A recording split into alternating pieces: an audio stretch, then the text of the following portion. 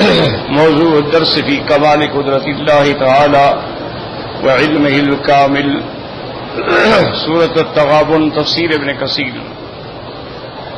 الحمد لله رب العالمين والصلاة والسلام على أشرف الأنبياء وسيد المرسلين سيدنا محمد وعلى آله وأصحابه أجمعين. اللهم صل على سيدنا محمد وعلى آل سيدنا محمد كما صليت على إبراهيم وعلى آل إبراهيم في العالمين إنك حميد مجيد. أعوذ بالله من الشيطان الرجيم. بسم الله الرحمن الرحيم.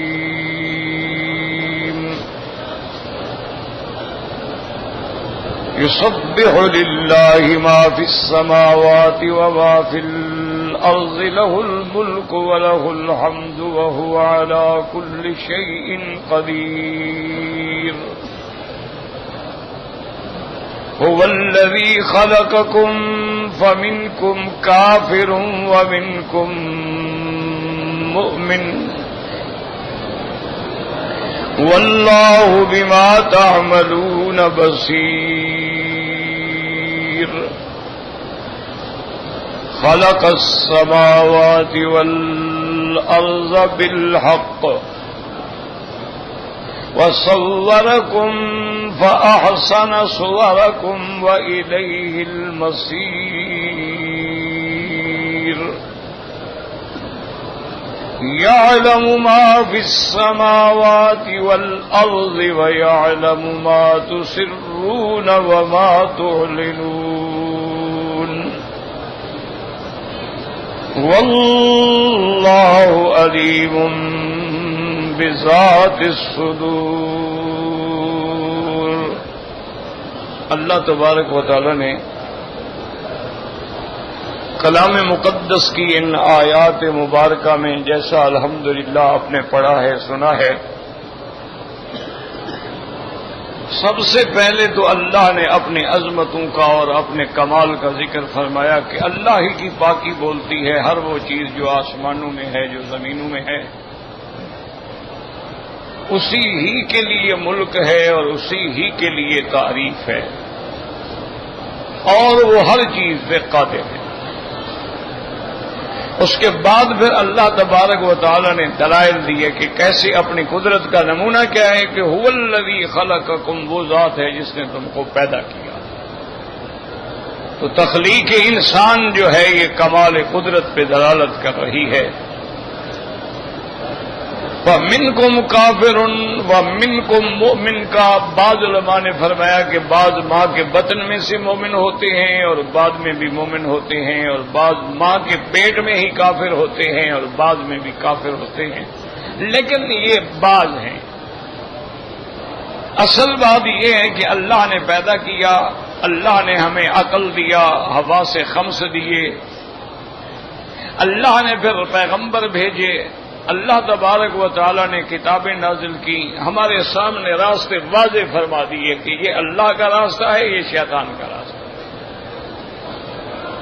تو اب بعض لوگ جو تھے الحمدللہ اللہ نے ان کو توفیق دی، وہ مومن بن گئے، ایمان لے آئے، اور بعض جو تھے وہ کافر بن گئے.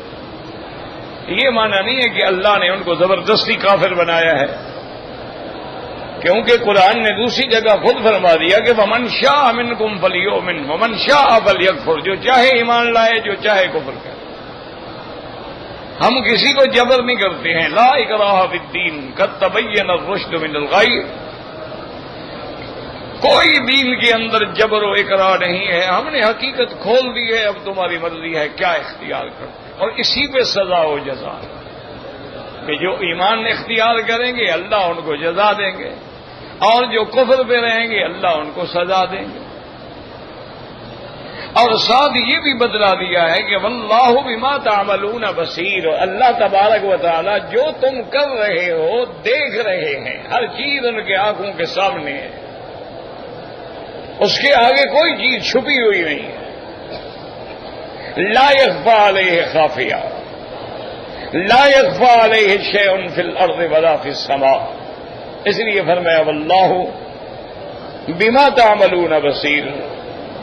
اب اس کے بعد پھر دوسری دلیل آتی ہے کمال قدرت پہ کہ خلق السماوات والارض بالحق، کہ اللہ نے آسمانوں اور زمینوں کو پیدا کیا ٹھیک ٹھیک۔ یاد رکھو بالحق کا دو معنی ہیں، ایک معنی ہے کہ اللہ نے جو آسمان و زمین بنائے ہیں بالکل عدل و حکمت سے ٹھیک ٹھیک بنائے، ان میں کوئی نقص نہیں۔ اسی لیے اللہ تبارک و تعالی کافر انسان کو چیلنج دیتے ہیں کہ تم اپنی نظروں کو دوڑاؤ، ثم ارجع البصر هل ترى من فطور، دوڑاؤ آسمانوں میں، کیا تم دیکھتے ہو کہ کہیں وہ کوئی اس میں سوراخ پیدا ہو گئے ہوں، کہیں بوسیدہ ہو گیا ہو، کہیں ٹکڑا صحیح نہ لگا ہو۔ اور خلق السماوات بغیر عمد، بغیر ستونوں کے اللہ نے اتنا بڑا قبہ جو ہے پوری زمین کے اوپر کھڑا کر دیا ہے۔ اسی لیے اللہ تبارک و تعالی بار بار توجہ دلاتے ہیں کہ افلم ينظروا الى السماء فوقهم، کیا تمہارے اوپر جو آسمان ہے تم اس میں غور نہیں کرتے ہو؟ کیف بنیناہا، کیسے ہم نے اس کو بنایا، وزیناہا، کیسے ہم نے ان کو زینت دی ہے، ستارے ہیں، چاند ہیں، سیارات ہیں، کہکشاں ہیں، اس کے اندر برج ہیں، ابراج ہیں، منازل ہیں، یہ ساری چیزیں ہم نے کیسی اس کو زینت دی۔ کیف بنیناہا وزیناہا وما لہا من فروج، اور اس میں کوئی بھی سراغ نہیں ہے۔ تم لاکھ سیمنٹ کی چھتیں ڈالتے ہو پھر بھی کہیں نہ کہیں سے لیکیج ہو جاتی ہے۔ اس کے کمال قدرت پہ نظر ڈالو کہ اس نے کیسے ہمارے اوپر آسمانوں کو بنایا ہے، اور اس کے اندر کوئی آج تک ہزاروں سال گزر گئے لیکن اس میں کوئی نقص نہیں آیا۔ اس لیے اللہ تبارک و تعالی نے فرمایا کہ وہ ذات جو ہر چیز پہ قادر ہے، اور اس کی قدرت کا کمال یہ ہے کہ جس نے آسمانوں کو بنایا اور جس نے زمینوں کو بنایا۔ اسی لیے اللہ تبارک و تعالی فرماتے ہیں کہ اے مشرکو، جو تم میرے سوا غیروں کو شریک بناتے ہو، جن کو تم نے آلہہ بنا رکھا ہے، خدا بنا رکھا ہے، حاجت روا بنا رکھا ہے، مشکل کشا بنا رکھا ہے، جن سے تم مدد مانگتے ہو، نظریں چڑھاتے ہو، ارونی ماذا خلقوا من الارض، ان کو کہو یہ بھی دکھائیں کہ کیا انہوں نے کوئی زمین کا ٹکڑا بنایا ہو، ام لہم شرک فی السماوات، یا جب ہم نے آسمان بنایا تو ان کا بھی کوئی حصہ ہو، انہوں نے بھی کوئی کام کیا ہو، انہوں نے بھی کوئی ٹکڑا لگایا ہو تو بتائے۔ تو جب یہ کچھ نہیں کر سکتے ہیں تو پھر ان کو تم میرا شریک کیسے بنا دیتے ہو؟ اس لیے فرمایا خلق السماوات والارض بالحق، یا دیکھو بالحق کا معنی ٹھیک ٹھیک بنایا، اور بعض علماء فرماتے ہیں خلق السماوات والارض للحق، وہ فرماتی ہیں کہ اللہ تبارک و تعالی نے آسمانوں اور زمینوں کو حق کے لیے بنایا ہے۔ با جو ہے لام کے معنی میں ہے، حق کے لیے کیا معنی؟ اس لیے بنایا ہے کہ یہ عالم ہوگا، یہ دار العمل ہوگا، اس کے بعد دار الجزا ہوگا، حساب ہوگا، کتاب ہوگا۔ ایسے تو نہیں کہ بنا دیا ہے کہ جو مرضی آئے کھاؤ پیو چلو اور بھاگ جاؤ، ایسے تو نہیں اللہ نے تم کو پیدا کر دیا ہے۔ افحسبتم انما خلقناکم عبثا وانکم الینا لا ترجعون، کیا تم یہ گمان کرتے ہو کہ اللہ نے تم کو ایسے پیدا کر دیا بے فائدہ، کوئی حساب نہیں، کوئی پوچھ نہیں، کوئی بات نہیں ہے، کوئی بات ہے، اور تم ہماری طرف لوٹ کے نہیں آؤ گے؟ کیا خیال کر؟ اس لیے فرمایا خلق السماوات والارض للحق وصورکم فاحسن صورکم، اللہ نے فرمایا انسان، اے بنی آدم دیکھو ہم نے تمہاری صورتیں بنائی اور کیسی خوبصورت صورتیں بنائی ہیں۔ تو اس لیے ہمیشہ یاد رکھیں کہ اللہ کی جتنی مخلوق ہے نا، سب سے خوبصورت مخلوق جو ہے وہ انسان ہے۔ اللہ نے انسان کو جو حسن دیا ہے، جو اللہ نے انسان کو قامت دی ہے، اللہ نے انسان کو جو اعضاء دیے ہیں، اللہ نے انسان کو جو عقل دیا ہے، اللہ نے انسان کو جو حواس خمسہ دیے ہیں، کوئی دنیا کی اور مخلوق جو ہے وہ انسان کا مقابلہ نہیں کر سکتا۔ اب دیکھیں بڑے بڑے جانور ہیں، بڑے طاقتور جانور ہیں، اب دیکھیں شیر ہے جس کی دھاڑ سن کے بھی لوگ ڈر جاتے ہیں لیکن گردن جھکا کے پانی پیے، گھوڑا ہے، ہاتھی ہیں، جانور ہیں، سب گردنیں جھکاتی ہیں۔ اللہ نے فرمایا تیری گردن میرے آگے جھکے گی، تم پانی اٹھا کے پیو گے، پانی کے لیے جھکو نہیں، میں نے تمہیں ہاتھ دیے تاکہ تمہارا رکوع، تمہارا سجود، تمہارا جھکنا، تمہارا تواضع، تمہاری نیاز، تمہاری تحیات سب میرے لیے ہے۔ تو سب سے احسن صورت میں، اور کہیں فرمایا لقد خلقنا الانسان فی احسن تقویم، ہم نے انسان کو بنایا ہے کیسے؟ احسن تقویم۔ اسی لیے ایک تاریخ میں واقعہ آتا ہے، بعض لوگوں نے لکھا ہے کہ یہ ہارون الرشید کے زمانے میں ہے اور بعد نے لکھا ہے منصور عباسی کے زمانے میں، اللہ عالم تاریخی باتیں ہیں، کہ ایک وزیر جو تھا وہ اپنے محل کی چھت پہ اپنی بیگم کے ساتھ، چاندنی چٹکی ہوئی تھی، چاند کھلا ہوا تھا اور چھت پہ بیٹھ کے وہ نظارے لے رہے تھے۔ اس کو اللہ جانے کیا سوجی کہ اس نے خوشی میں آ کے، ترنگ میں آ کے کہہ دیا کہ واللہ خدا کی قسم ہے کہ اگر تم اس چاند سے خوبصورت نہ ہو تو تم کو 3 طلاق۔ ایسے منہ میں نکال دیا جیسے ہمارے لوگ ہوتے ہیں، بات میں طلاق طلاق طلاق میں مذاق سمجھا ہوا ہے۔ تو اس کے منہ سے بھی پتہ نہیں کیا نکل گیا ہے، اور بیوی کی خوشامد کرنا چاہتا تھا بھی تم چاند سے بھی زیادہ خوبصورت ہو۔ اچھا اس وقت کے لوگ جو تھے وہ دیندار تھے، وہ ڈرتے تھے کہ بھی حرام حلال کا مسئلہ ہے، یہ نہیں ہے کہ اس نے 3 طلاقیں دے دی ہیں پھر بھی اکٹھے رہ رہے ہیں، اس نے 2 طلاقیں دے دی ہیں عدت گزر گئی ہے پھر بھی اکٹھے رہ رہے ہیں، اور کبھی کبھی ماشاءاللہ گنتی کرو تو 100-200 طلاق دے چکے ہوتے ہیں پھر بھی اکٹھے رہ رہے ہیں، اکٹھے کھاتے ہیں، پیتے ہیں، بچے جنتے ہیں۔ وہ لوگ دین والے تھے، وہ سمجھتے تھے کہ بھی حلال حلال ہے اور حرام حرام ہے۔ اس نے کہا وزیر صاحب اب میری طرف مت دیکھو اور نہ میری طرف آگے بڑھو، تم نے تو مجھے طلاق دے دی، میں کیسے چاند سے خوبصورت ہو سکتی ہوں؟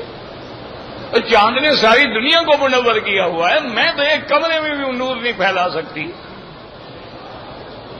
چاند سے تو ساری دنیا روشنی حاصل کر رہی ہے، میرے چہرے سے کون روشنی حاصل کرتا ہے؟ تمہیں میں اگر اچھی لگتی ہوں تو کیا ہو گیا؟ طلاق ہو گئی۔ اب جناب وزیر صاحب کو بھی ہوش آیا، اس نے کہا بھی بات تو میرے منہ سے نکل گئی لیکن میں تو پھنس گیا۔ اور اسی طرح ایک مسئلہ بھی سمجھ لو کہ اگر کوئی آدمی مذاق میں بھی بیوی کو طلاق دے دے تو طلاق ہو جاتی ہے، کوئی ڈرامے میں میاں بیوی کا کردار ادا کرے اور پھر اس کو طلاق دے دے وہ طلاق ہو جاتی ہے۔ صحیح حدیث مبارک ہے میرے مدنی سرکار رحمت دو عالم صلی اللہ علیہ وسلم کی، فرمایا ثلاثن جدہن جد وحدلہن جد، 3 چیزیں ہیں جن کی حقیقت بھی حقیقت ہے اور مذاق بھی حقیقت ہے، النکاح والطلاق والعتاق، فرمایا ایک نکاح ہے، طلاق ہے اور عتاق ہے۔ کہ عتاق مانا آزاد کرنا، یعنی اگر کسی نے کہہ دیا اچھا جی ٹھیک ہے میں اپنی بیٹی یار تمہارے بیٹے کو دیتا ہوں، بس آج کے بعد وہ تمہاری بہو ہے، اور اس نے کہا اچھا یار ہم بھی قبول کرتے، نکاح ہو گیا۔ وہ کہیں نہیں جناب ہم تو بھائی تھے، آپس میں ہنسی مذاق کر رہے تھے، خوشی کر رہے تھے، کوئی نکاح تھوڑا کر رہے تھے، ہم تو ویسے کہہ رہے تھے، لیکن شریعت میں وہ نکاح ہو گیا کہ ولی الامر نے کہا اور دوسرے ولی الامر نے قبول کر لیا۔ اسی طرح اگر کسی نے غصے میں طلاق دے دی ہے یا کسی نے مذاق میں طلاق دے دی ہے تو طلاق ہے وہ واقع ہو جاتی ہے. اور اسی طرح عتاق ہے. عتاق مانا غلام کو آزاد کرنا. اگر کسی نے مذاق میں بھی کہہ دیا غلام سے کہ یار آج کے بعد تم آزاد ہو گیا.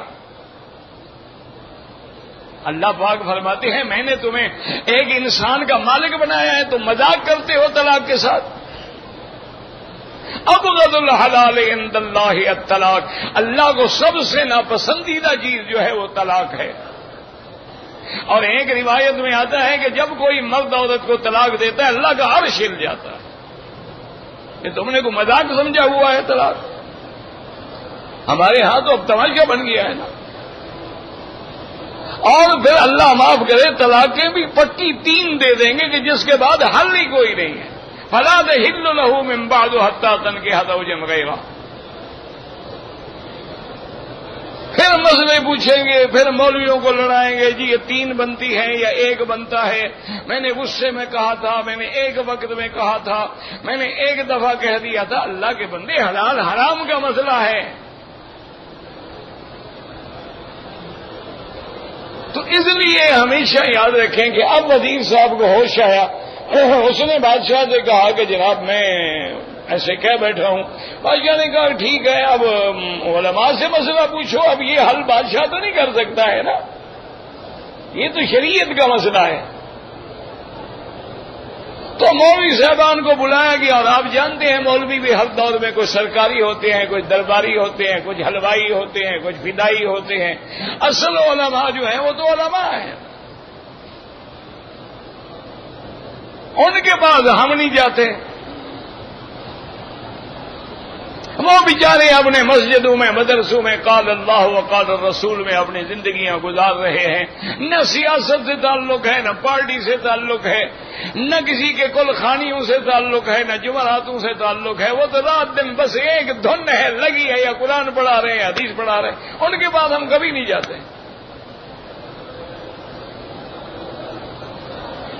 اس نے مولویوں کو بلایا تو اب مولوی بھی پھنس گئے. انہوں نے کہا جی بظاہر تو یہی معلوم ہوتا ہے کہ طلاق ہو گئی.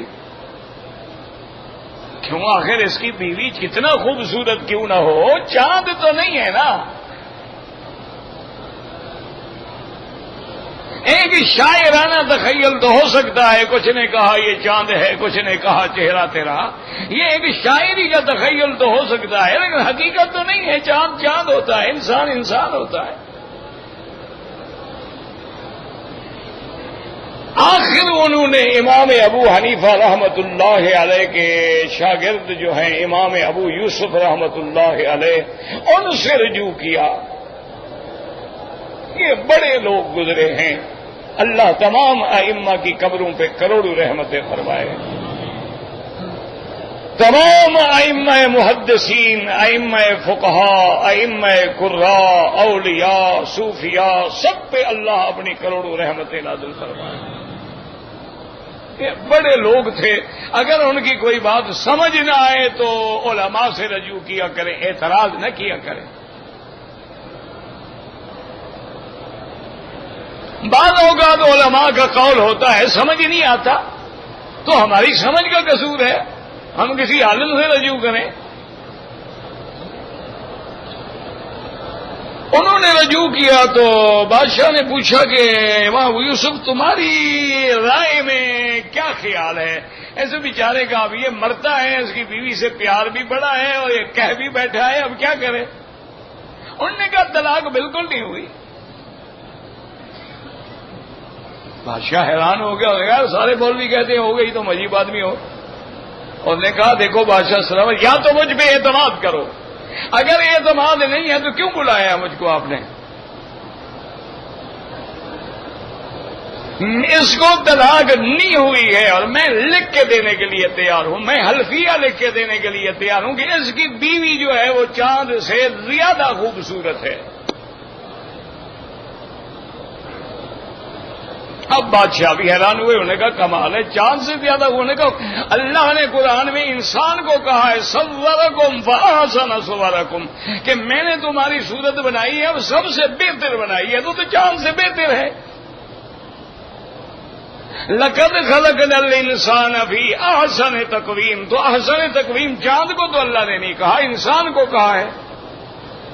تو لہذا وہ چاند سے بھی بہتر ہے. طلاق کیوں ہوئی؟ طلاق نہیں ہوئی. اب بادشاہ کو بھی سمجھ آ گئی کہ بات تو قرآن کی ہے، تو قرآن کی دلیل ہے.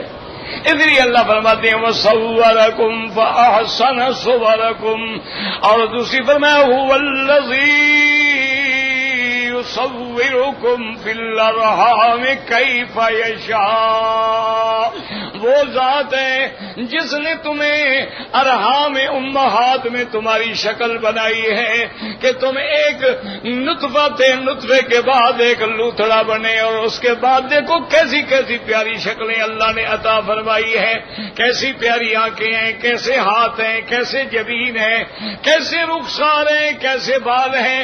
اور ابھی تم ماں کے پیٹ میں ہو، 3 اندھیریوں کے اندر ہو، فی ظلمات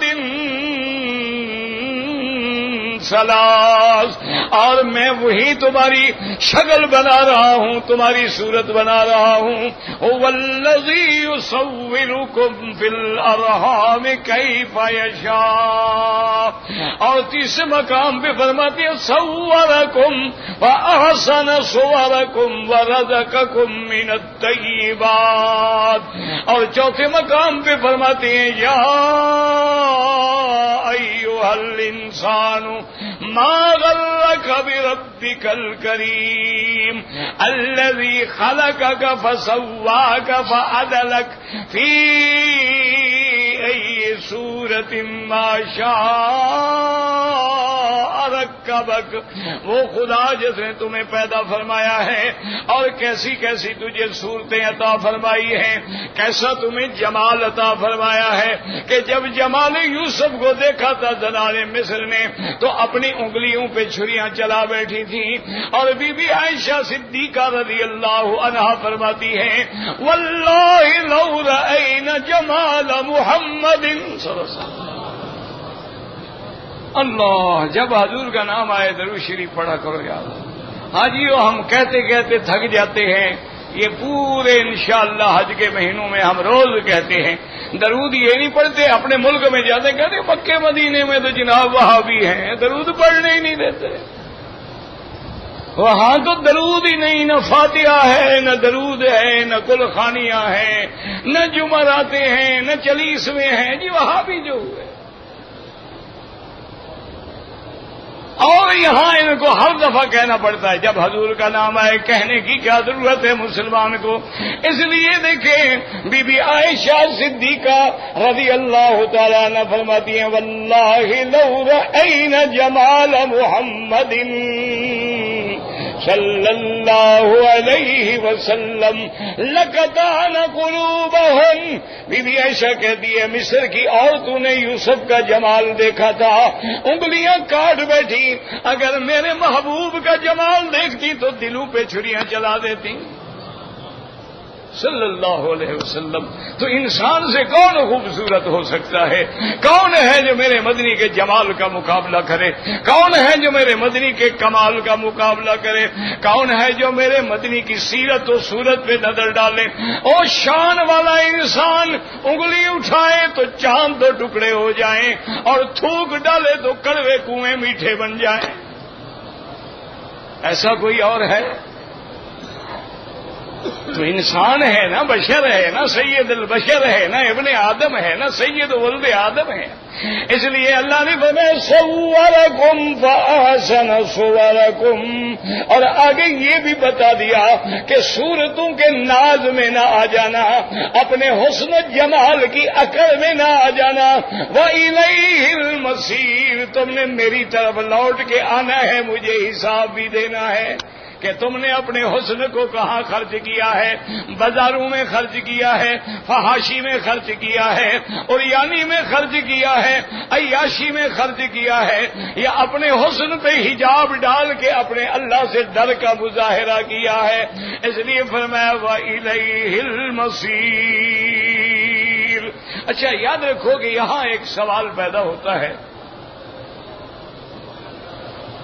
بعض مستشرقین نے سوال کیا ہے کہ بعض بندے تو ایسے ہوتے ہیں جو بڑے بدصورت ہوتے ہیں،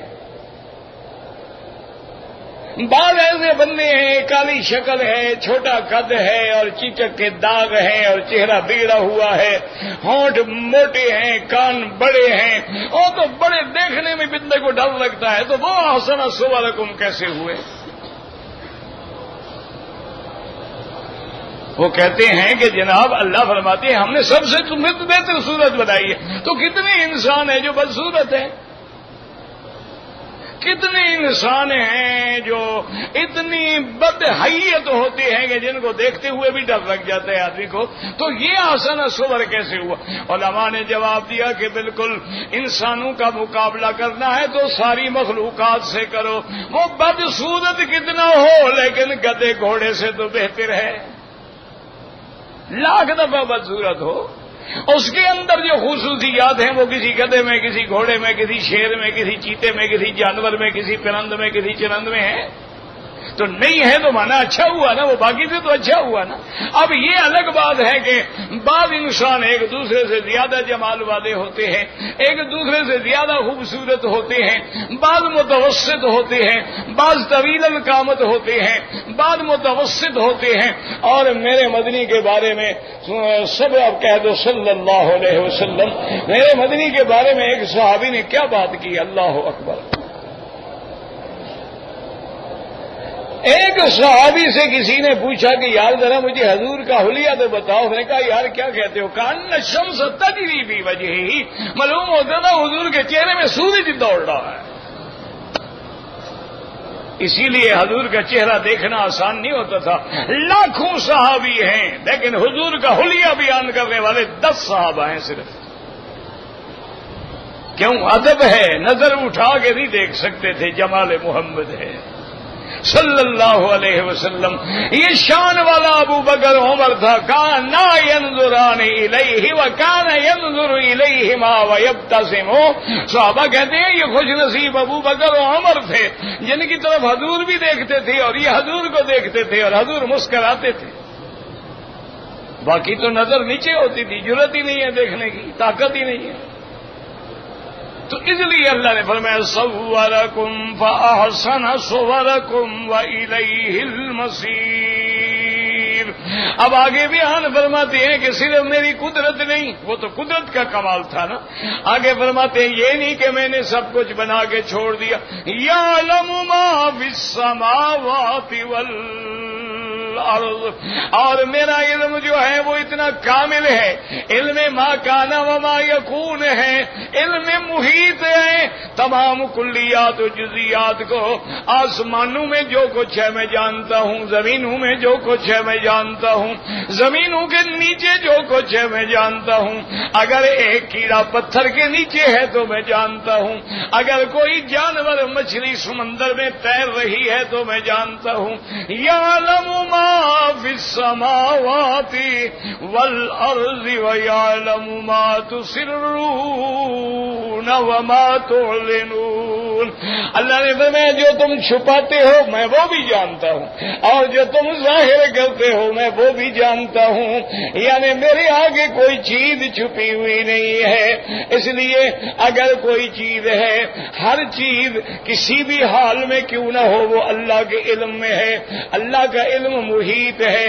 یاد رکھو علم ما کان و ما یکون ہے، عالم بالغیب ہے اور عالم بالماضی والحال والمستقبل ہے، اور اللہ تبارک و تعالی تمام تفاصیل کا علم رکھتے ہیں۔ اگر تم نے آہستہ دعا کی تو جانتے ہیں، اگر تم نے زیادہ زور سے مانگی تو جانتے ہیں، یعلم ما تسرون وما تعلنون۔ اور بعض روایات قرآن کی آیات میں ہے انہ یعلم السر واخفا. علماء نے فرمایا سر وہ ہے جو آہستہ آہستہ کہا جائے، اخفا وہ ہے جو دل میں چھپا کے بیٹھا ہوا ہے، ابھی زبان پہ بھی نہیں لایا. جو تیرے دل میں ہے اللہ فرمانے میں تو وہ بھی جانتا ہوں، وہ بھی میرے آگے چھپا ہوا نہیں ہے. تو کیا مانا؟ اس کا مانا کیا ہوتا ہے؟ کیوں کہا جا رہا ہے کہ تم کہیں پردے کے اندر گناہ کرو تو یہ نہ سمجھنا کہ میں نہیں جانتا، میں سب جانتا ہوں. تم اگر کسی عورت سے میٹھی میٹھی باتیں ٹیلی فون پہ چھپ کے کرو تو یہ نہ سمجھنا ماں باپ کو پتہ نہیں تو مجھے بھی پتہ نہیں ہے، میں سب جانتا ہوں. آہستہ بولو یا زور سے بولو، ایک ایک ذرے کا حساب لوں گا. اور میں نے انتظام بھی کر دیا ہے ما یلفظ من قول الا لدیہ رقیب عتید. جو بھی تیرا لفظ ہے، جو تیری زبان سے لفظ نکلتا ہے، میں نے اوپر نگران بٹھائے ہوئے ہیں. اور جو تم عمل کرتے ہو کرامن کاتبین یعلمون ما تفعلون. ہر وہ چیز جو تم کر رہے ہو جانتے ہیں. تو جب سب میں جانتا ہوں، اب آگے اللہ فرماتے ہیں واللہ علیم بذات الصدور. صرف سر اور علانیہ نہیں بلکہ تیرے دل کے اندر جو بات ہے ابھی وہ زبان تک بھی نہیں آئی، میں تو اس کو بھی جانتا ہوں. میں دلوں کے بھید جاننے والا، میں غیب کے جاننے والا، میں ہر چھپی چیز کے جاننے والا. عالم الغیب والشہادہ، ہر چیز ظاہر ہے یا چھپی ہے میں جاننے والا ہوں. تو یاد رکھو مسلمان ہو، یہ عقیدہ رکھو کہ قدرت کاملہ کا مالک بھی اللہ ہے اور علم کامل کا مالک بھی اللہ تبارک و تعالیٰ کی ذات ہے. نہ اس کی قدرت کا کوئی مقابلہ ہے، نہ اس کے علم کا کوئی مقابلہ ہے. اللہ نے انبیاء بھیجے، رسول بھیجے، سب کو اللہ نے علم دیا ہے، لیکن اللہ کے علم کے مقابلے پہ کسی کا علم نہیں ہے. اللہ کا علم جو ہے وہ تو محدود ہی نہیں ہے، انسان کا علم جو ہے وہ محدود ہے. تو اللہ نے اس میں اپنی صفات کا بھی ذکر فرمایا، اپنی قدرت کا بھی ذکر فرمایا اور اپنے علم کا بھی ذکر فرمایا. زندگی باقی تو انشاءاللہ بات باقی. آپ کے سوال بہت بچ جاتے ہیں.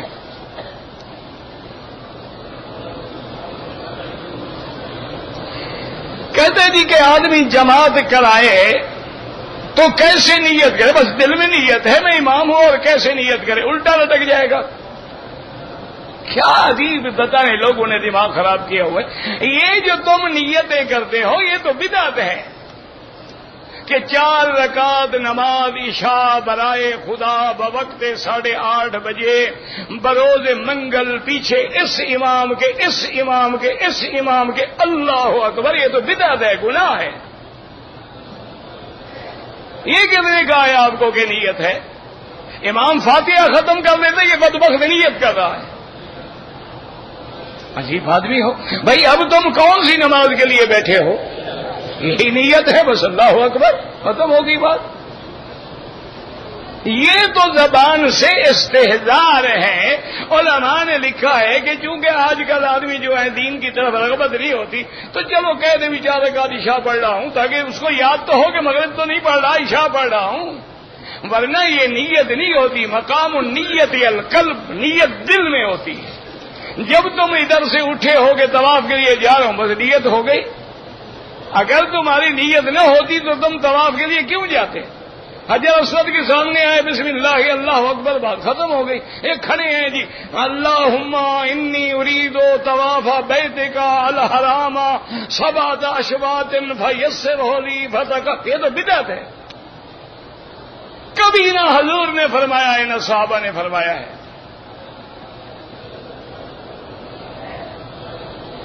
عورت کے چہرے کا پردہ ہے شریعت نہیں، پاؤں کا پردہ. کیا خیال ہے؟ پردہ پاؤں پہ ہونا چاہیے نا، چہرے پہ کیوں ہو؟ اور سب سے بڑا فتنہ تو چہرہ ہوتا ہے. اگر اس کو نہیں چھپانا ہے تو پردے کا کیا مطلب ہے؟ کوئی عقل کرو بھی، بیٹھ جاؤ نا، تنگ تو نہ کرو نا، بھگت ضائع کر رہے ہو. سب سے بڑا فتنہ جو ہے وہ چہرہ ہے. اور پردے کا معنی ہے فتنے سے بچنا. یدنین علیہن من جلابیبہن. اللہ قرآن میں کہتا ہے کہ اپنی گھونگھٹ سے چادروں کو اوپر سے کھینچ لیں. اور پھر تم حج پہ آئے ہوئے ہو. حج کی کتابوں میں لکھا ہے کہ عورت احرام کی حالت میں چہرے پہ کپڑا کیا کرے؟ نہ ڈالے. مانا آگے تو ڈالے نا، اگر ہے ہی نہیں کپڑا تو پھر احرام میں نہ ڈالے گا کیا مطلب؟ نہیں سمجھ آ رہی بات؟ بھائی احرام میں چہرے پہ کپڑا نہ ڈالے. پہلے ڈالتی ہوگی نا تو اب نہ ڈالے. اگر پہلے ہی نہیں ڈالتی تو پھر احرام کیسا؟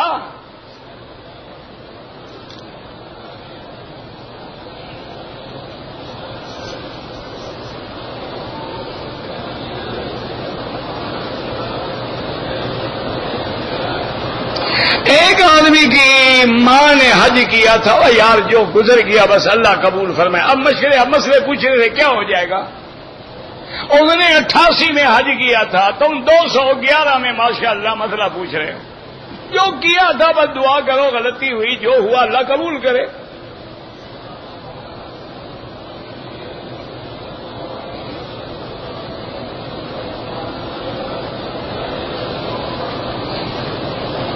اگر آپ کی بیوی نے احرام حیض کی حالت میں نیت کر لی تھی، بالکل ٹھیک کیا. یہاں آنے کے بعد بیٹھ گئی، دن گزر گئے، تسلی ہو گئی، پاک ہو گئی، غسل کر کے عمرہ کیا، بعد میں احساس ہوا کوئی حرج نہیں. کبھی کبھی گرمی سے بھی خون بعد میں آ جاتا ہے، چلنے سے پھرنے سے. چونکہ عورتیں چلنے پھرنے کی عادی تو ہوتی نہیں ہے نا.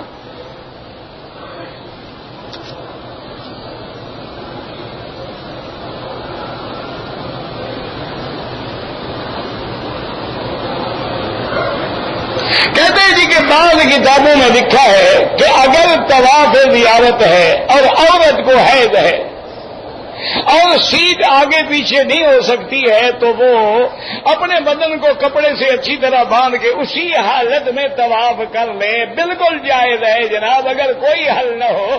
لیکن ایک اونٹ یا ایک گائے یا ایک بھینس ذبح کرنی پڑے گی تو اتنے کی نئی ٹکٹ کیوں نہ خرید لو؟ جانے دو اس ٹکٹ کو. بھائی 2500 ریال کا اونٹ ملے گا انشاءاللہ، تو 2500 ریال کی 1200 ریال کی ٹکٹ مل جائے گی. اگر پہلی ٹکٹ آپ پہ ہے تو 200 یا 300 ریال جرمانہ کر کے اسی کو آگے بڑھا دیں گے. تو کیوں پریشان ہو؟ یا پھر لیڈی ڈاکٹر سے مشورہ کر کے حج سے پہلے گولیاں استعمال کریں تاکہ ان دنوں میں حیض ہی نہ آئے.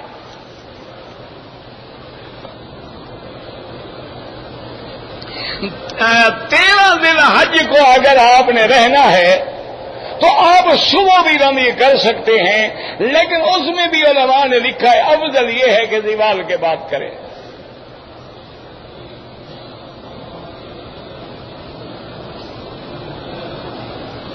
اگر ایک آدمی نے طواف زیارت کر لیا ہے لیکن 11 یا 12 کو آ کے طواف وداع کر کے واپس مینا چلا جائے، جب مکے میں رہ رہے ہو، مینا اور مکہ تو حرم ہے نا، پھر وداع کا کیا معنی؟ وداع کا معنی یہ ہے ان یکون آخر العہد بالبیت الطواف، آخری کام یہ ہو کہ طواف الوداع کرو اور جاؤ.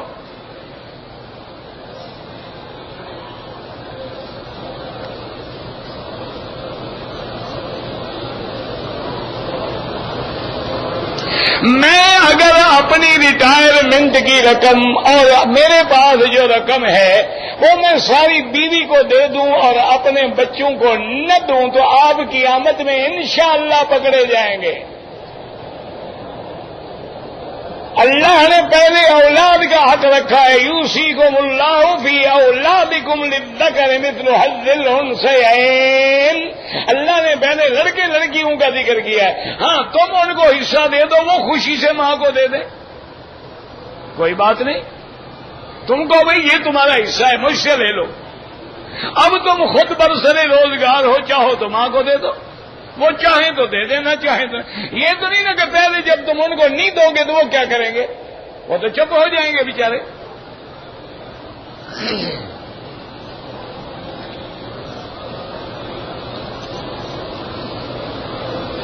کہتے ہیں جی کہ اسلام بھائی میں نے عرض کیا تھا اب ہر بات جو ہے نا سمجھا بھی تو کرو نا.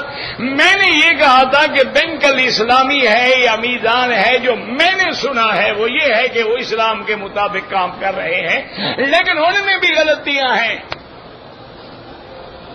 لیکن اگر دوسرے بینکوں میں 100% غلطی ہے تو ان میں 80% ٹھیک ہے، 20% غلطی ہے، تو ان کی ہم مدد کریں گے تو چلیں گے نا. جب ہم مدد ہی نہیں کریں گے بند ہو جائیں گے، پھر یہودیوں سے کام کرو. آپ ان کو ملیں جا کر ان سے پوچھیں جی یہ میں 10 لاکھ دیتا ہوں، یہ میرا پیسہ کس میں ڈالتے ہو؟ وہ آپ کو بتائیں گے کہ جی ہم یہ پیسہ آپ کا فلاں کاروبار میں ڈال رہے ہیں. اس میں نفع بھی ہو سکتا ہے، نقصان بھی ہو سکتا ہے. ہم پراپرٹی خرید رہے ہیں، ہم کوئی بلڈنگ کھڑی کر رہے ہیں، ہم کوئی پلازا بنا رہے ہیں، ہم نے کوئی ٹھیکہ لیا ہوا ہے، تو اس میں آپ کا حصہ ڈال دیں گے ہم، اور جتنا پیسہ ہوگا اتنا سہم آپ کا ہوگا. آپ پوچھ لیں. میں نے یہی سنا ہے، نہ میں نے ان کے کاغذات پڑھے ہیں، نہ میں نے کبھی ان کے شرائط دیکھے ہیں. سنا میں نے یہی ہے کہ اور بھی کچھ بینک ہیں جیسے برکہ ہے، خلیج الاستثمار الاسلامی ہے، بینک الفیصل الاسلامی ہے. یہ وہ بینک ہیں جو کوشش کر رہے ہیں کہ اسلام پر آئیں، مزاربت اور مرابحت اور مشارکت کے نام پہ کام کریں، لیکن ان میں بھی ابھی تک غلطیاں ہیں.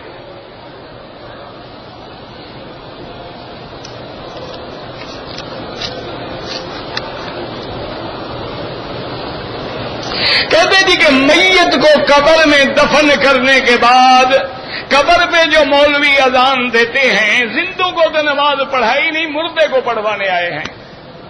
ماشاءاللہ. اذان زندوں کے لیے ہوتی ہے کہ مردوں کے لیے ہوتی ہے؟ بھائی اذان کہتے ہو حی علی الصلاۃ، زندہ ہو تو آؤ گے نا، مردہ کہاں آئے گا؟ مسجد آئے گا. اچھا کہتے ہیں جی اذان اس لیے دے رہے ہیں کہ شیطان بھاگ جائے. تم نے دیکھا شیطان وہاں کھڑا ہے، اس کو بھگا رہے، تم جو کھڑے ہو کیسے آئے گا قریب؟ یہ خالص بدعت ہے. قبر میں سورۃ یاسین پڑھنا یا قبر میں عہد نامہ رکھنا، اگر ایسے بندے چھوٹ جاتے تو پھر تو نہ حج کی ضرورت ہے نماز کی. ایک مولوی کو پیسے دے دو، جب تمہیں دفن کرے گا عہد نامہ رکھ دے گا اندر. یار کیوں اللہ کے ساتھ بھی ڈرامے کرتے ہو؟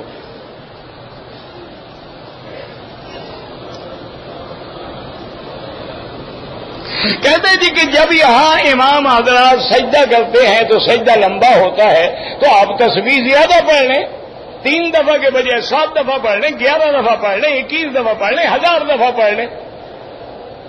اگر نفل نماز ہے تو دعا بھی کر سکتے ہیں. یا مقلب القلوب والابصار ثبت قلبی علی دینک، اللہم انک عفو کریم عظیم تحب العفو فاعف عنی، اللہم انی اسألک العفو والعافیہ. اگر فرائض ہیں تو تسبیح بڑھا دیں، سبحان ربی الاعلی، سبحان ربی الاعلی، سبحان ربی الاعلی. جتنی تسبیح کہتے جاؤ گے اتنا اجر بڑھتا جائے گا.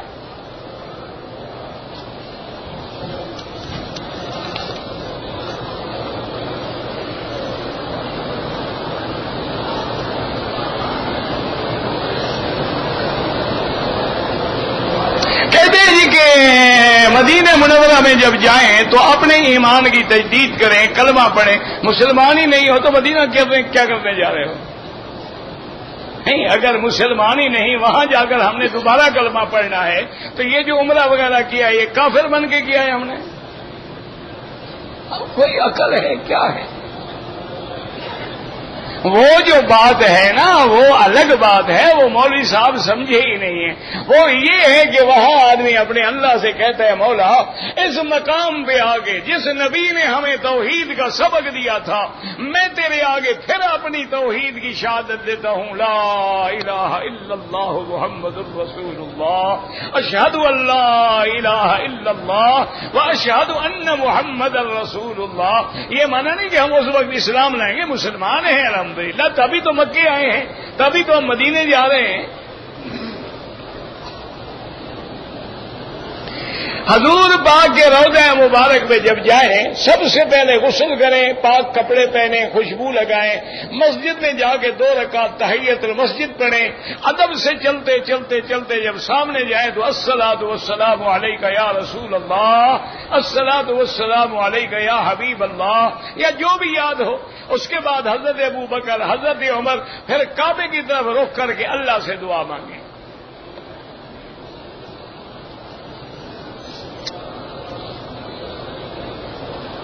بدبودار چیزیں جیسے سگریٹ ہے یا بصل ہے یا تھوم ہے، یہ کھا کے مسجد میں نہیں آنا چاہیے، یا منہ اچھی طرح صاف کرے تاکہ مسلمانوں کو بدبو نہ آئے۔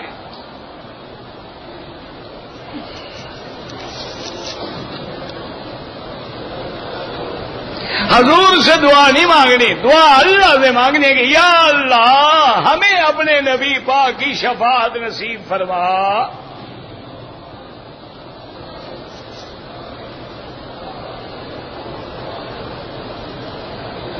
اگر کوئی غریب عورت ہے اپنے بھائی سے پیسے مانگ کے حج کرے، انشاءاللہ حج تو ہو جائے گا، لیکن اس کو قرضہ لینے کی شریعت نے پابند نہیں کیا ہے۔ حج ان پہ ہے جن کے پاس پیسہ ہے، طاقت ہے، نہیں ہے تو حج فرض نہیں ہے، لیکن اس کے اگر کر لیا انشاءاللہ ہوگا۔ کہتے جی کہ اولاد میں وقفہ کرنے کے لیے ٹیکہ لگواتے ہیں کہ 2 سال بچہ پیدا نہ ہو، کوئی حرج نہیں۔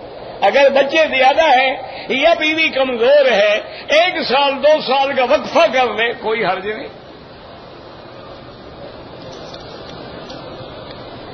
زندہ آدمی کے لیے کوئی عمرہ نہیں، آپ اپنے لیے کریں، ان کے لیے دعا کریں۔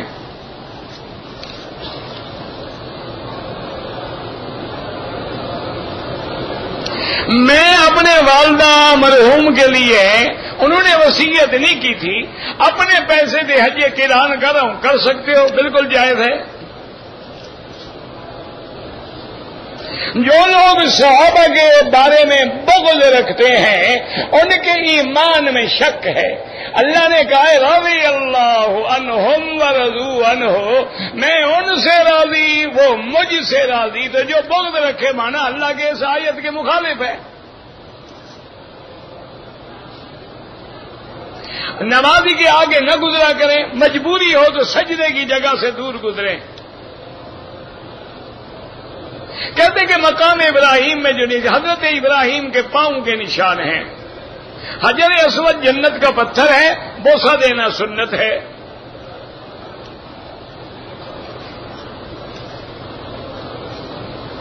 جب میرا بھائی نیت یہی ہوتی ہے کہ اگر کوئی فوت ہو گئے والدین، یا اللہ میں طواف ان کے لیے کر رہا ہوں، ان کو ثواب عطا فرما، بس اللہ جانتے ہیں۔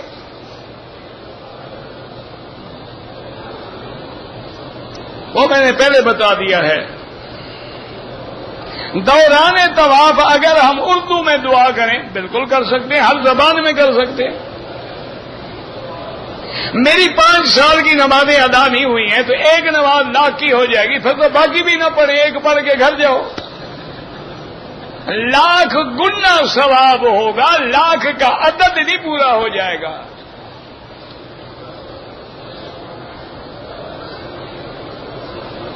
کہتے جی کہ ماموں چاچا دوستوں کے ساتھ کھانا کھا سکتے ہیں، ہم بھی منع نہیں کرتے، لیکن یہ تو نہیں ہے نا کھانے کا مطلب کہ وہاں ڈسکو بھی ہو اور موسیقی بھی بج رہی ہو اور گانے بھی چل رہے ہوں اور ڈرنکنگ بھی ہو رہی ہو اور ماموں چاچا کے ساتھ کھانا کھایا جا رہا ہے، یہ منع تھوڑا ہے۔ کچھ حیا ہو تو کھا سکتے ہو۔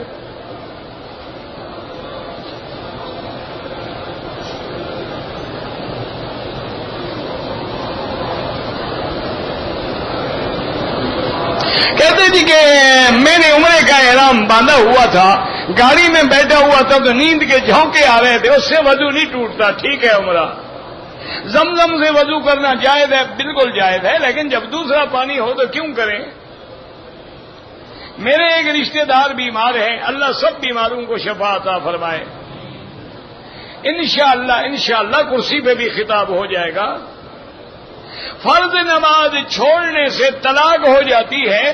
امام احمد ابن حنبل رحمت اللہ علیہ فرماتے ہیں کہ ایک فرض نماز چھوڑنے والا بندہ کافر ہو جاتا ہے، تو جب کافر ہو گیا تو نکاح خود بخود ختم ہو گیا، لیکن باقی 3 امام کہتے ہیں کافر نہیں ہوتا۔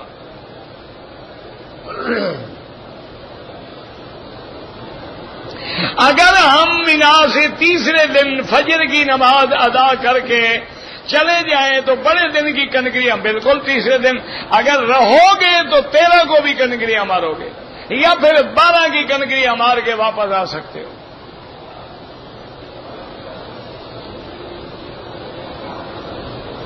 میں نے عشاء کی نماز پڑھی ہے قصر 2 رکعت۔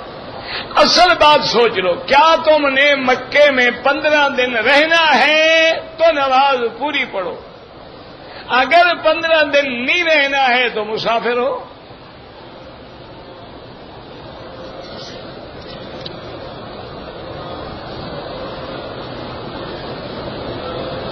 میں نے اپنا 2006 میں حج کیا تھا ماشاءاللہ، تو 12 کی کنکریاں مغرب کے بعد ماری تھی، کوئی حرج نہیں۔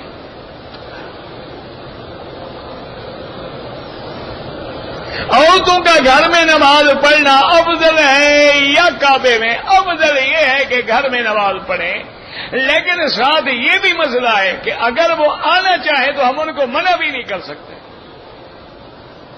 ویسے عورتیں تمہارے منع کرنے سے رک جاتی ہیں،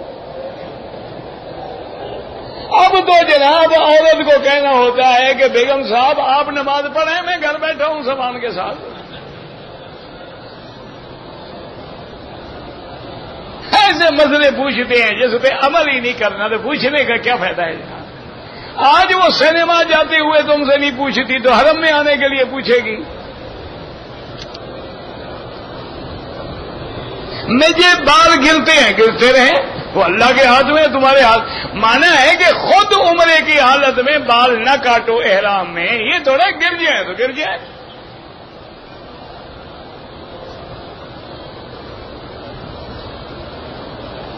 کہتے ہیں کہ جو لوگ حضور کی حیات کے منکر ہیں ان کے پیچھے نماز ہو جاتی ہے یہ تو ایک مسئلہ ہے، اصول دین تھوڑا ہے، اختلافی مسئلہ ہے، صحابہ میں بھی اختلاف تھا۔ اگر کوئی اہل بدعت ہے، کھلی بدعت کرتا ہے، قبروں پہ سجدے کرتا ہے، نظر ریاض ہے، اس کے پیچھے نماز نہیں ہوتی۔ اگر امام نے پینٹ پہنی ہوئی ہے تو مقتدی نے بھی تو ٹائی لگائی ہوئی ہوگی نا، دونوں کی نماز ہو جاتی ہے، جیسے امام ویسے مقتدی۔ چھوٹی داڑھی رکھنا بالکل غلط ہے، اگر چھوٹی داڑھی رکھنا چاہے، بھائی داڑھی ایک مشت ہوتی ہے، رکھنا چاہو شروع تو کرو، باقی اللہ توفیق دیں گے۔ اگر امام کی داڑھی نہ ہو نماز نہیں ہوتی۔ حج بدل کرنے والا، کرانے والا، سب کو اللہ حج کا برابر ثواب دیتے ہیں۔ اگر آدمی حج جدے میں دعوت کے لیے جائے، وہاں سے احرام باندھ کے عمرہ کر لے، کر سکتا ہے، کوئی منع نہیں، نہ کرے تو کوئی ضروری نہیں۔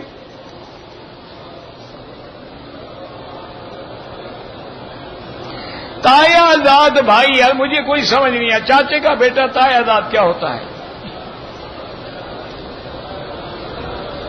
اب وہاں سے جدہ آیا ہوں، جمعہ کو مغرب کی نماز حرم نہیں ادا کیا، 1 سال پہلے عمرہ کیا تھا، اب احرام نہیں پہنا۔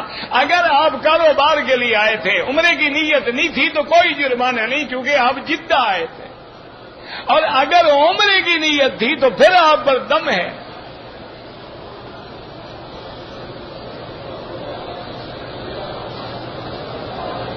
کہتے جی کہ عرفات میں، بھائی عرفات میں ہم نے مغرب تک رہنا ہے، مغرب سے پہلے نہ نکلو، اگر بسیں دیر ہو جائیں رات کے 12 بجے بھی نکلو تو بعد میں نکلنا تو جائز ہے نا، پہلے نہیں نکلنا ہے۔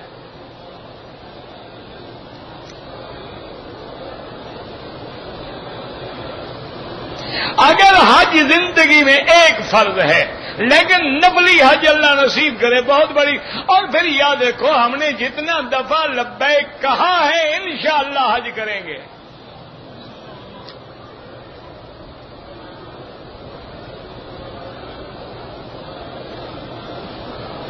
حج سے پہلے آپ عمرہ کریں، کوئی اختلاف نہیں ہے، حنفیوں میں بھی اختلاف نہیں ہے۔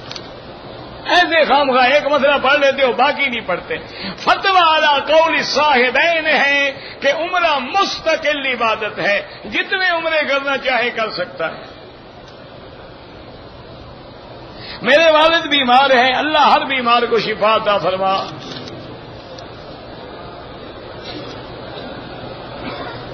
میں نے حج بدل میں افراد کیا، میقات سے احرام بھی نہیں باندھا، نیت بھی نہیں کی۔ جب نیت ہی نہیں کی، احرام ہی نہیں باندھا، تو حج کون سا ہوا آپ کا؟ کچھ بھی تو نہیں کیا آپ نے۔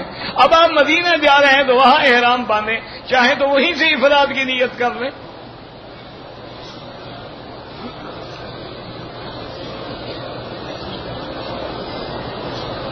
بھائی جو لوگ حج کریں شرعاً انشاءاللہ جو بھی عرفات پہنچ گیا حج ہو جائے گا۔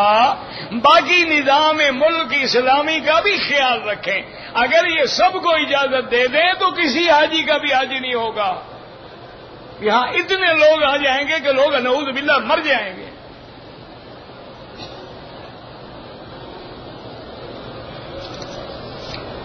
دیکھو نا، ابھی زیادہ سے زیادہ سارا مجمع ملا کے 25-30 لاکھ ہوگا۔ اگر یہ اجازت دے دیں تو 60-70 لاکھ تو اسی ملک سے آ جائیں گے۔ تو یہ 30 لاکھ میں 8-8 گھنٹے ہم ٹریفک میں جام ہو جاتے ہیں، اگر 70 لاکھ آدمی آ جائے کیا ہوگا؟ حکومت جو کرتی ہے تمہارے بھلے کے لیے کرتی ہے۔ بینک میں اگر ہم رقم جمع کریں، بھائی بینک والے بالکل قربانی کرتے ہیں، بالکل 100% قربانی کرتے ہیں، لیکن حنفی مسلک میں ترتیب ضروری ہے، وہ ترتیب نہیں کر سکتے۔ اگر ہم عرفات میں 2 نمازیں اکٹھی پڑھیں جائز ہے، کوئی مسئلہ نہیں۔ اگر اپنا حلق خود کریں وہ بھی جائز ہے۔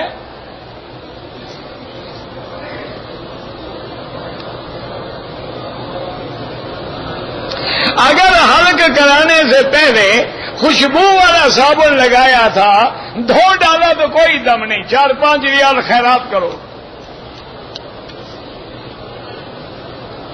حالت ایام میں عورت نہ نماز پڑھ سکتی ہے، نہ طواف کر سکتی ہے، باقی اللہ کا ذکر کرے۔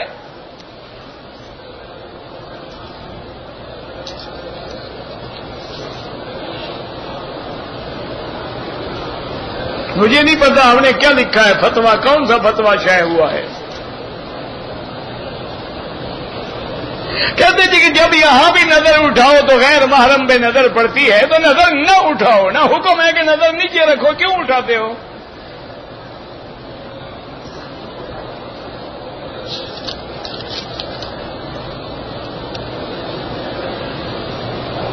بابا جو گروہ ہیں نا، آپ گروہوں کے چکر میں نہ پڑیں۔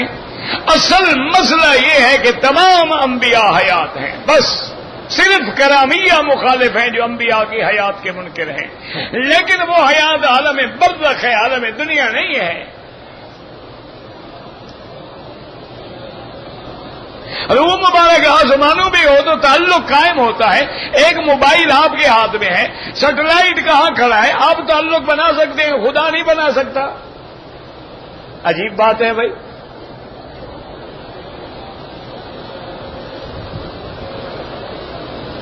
دفن کے بعد قبر پہ اذان دینا بدعت ہے۔ اپنے ملک سے ہجرت کرنا چاہتے ہو، کیوں؟ اگر فرائض اسلامی دین کے ادا نہیں ہو سکتے پھر ضروری ہے ہجرت۔ اگر ادا ہو رہے ہیں تو کوئی ضروری نہیں۔ اگر تجارت کے لیے باہر جاتے ہو جائز ہے۔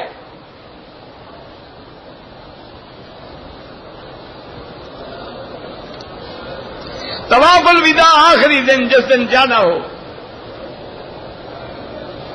مدینے پاک سے جب واپس آئیں گے آپ پھر بھی عمرہ کر سکتے ہیں۔ کسی روایت میں نہیں ہے کہ 50 طواف کرے، وہ روایت غریب ہے، ناقابل حجت ہے۔ مزدلفہ کی رات میں سونا بھی عبادت ہے اور جاگنا بھی عبادت ہے۔ حضور پاک نے مزدلفہ کی رات نیند بھی فرمائی ہے، تو نیند کرنا بھی سنت ہے۔ اگر دو طواف اکٹھے کریں بعد میں دو رکعت پڑھ لیں بالکل جائز ہے.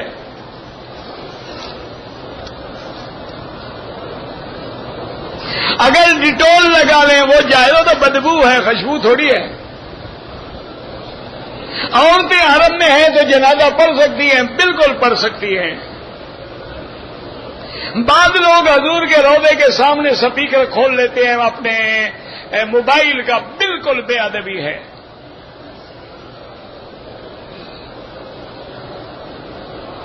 دوران نماز اگر گھٹنے میں ہلکا سا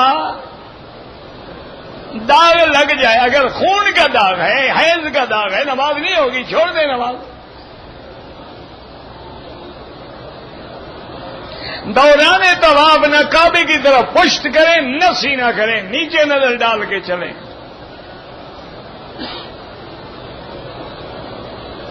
اگر منفی مسلک میں مغرب کی اذان کے بعد 2 رکعت طواف پڑھ لیں بالکل جائز ہے. اللہ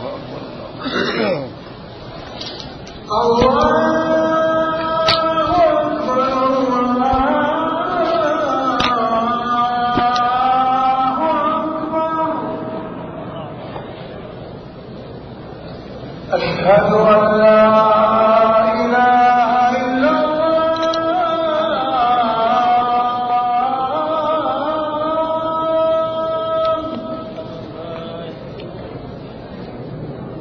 أشهد